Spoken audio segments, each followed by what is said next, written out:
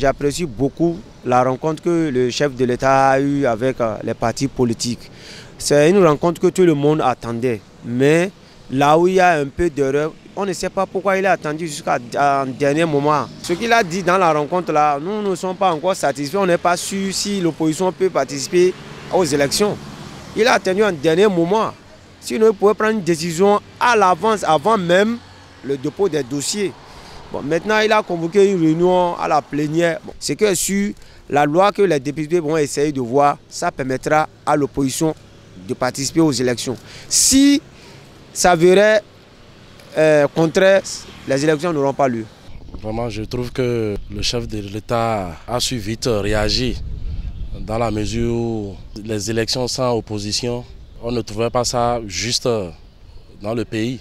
Et si vraiment le chef de l'État a compris cela et les a réunis, se sont entendus pour que vraiment les députés voient dans quelle mesure légiférer et la loi pour permettre aux différents partis d'aller aux élections.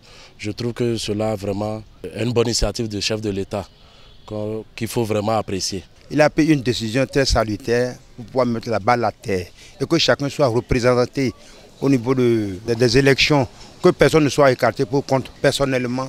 On ne fait que remercier notre président pour la paix et la quiétude qui sera là pour notre pays. Pour mieux faire un État, il faut qu'il voie le plus tôt que possible.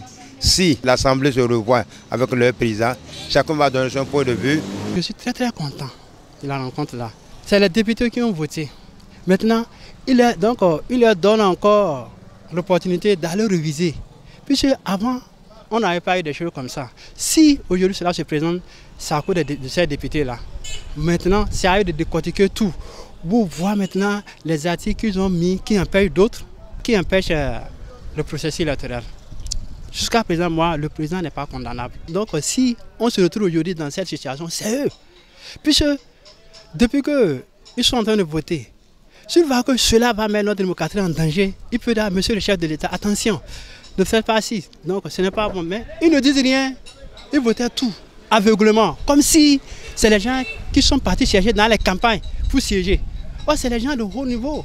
Ce que je demande maintenant, c'est que les opposants, les mouvanciers, ils se retrouvent pour s'entendre sur ce que le chef de l'État a dit.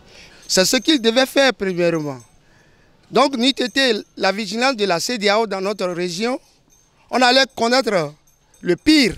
Ils ont convoqué la classe politique à entendre les débats entre eux-mêmes. On voit que c'est les députés qui incitent le président. C'est les députés qui incitent le président à prendre des décisions inutiles. J'ai déploré les interventions du président de l'Assemblée hier par rapport à ses propos. Et vraiment, c'est déplorable. Que nous revenons à notre ancien système pour qu'il y ait la paix. Toute réforme qui amène la mort n'est plus une réforme, c'est une régression. La réforme a échoué, abandonnez-la. Et allons-y avec nos anciens systèmes et nous allons vivre la fête que nous avions l'habitude de vivre lors des élections.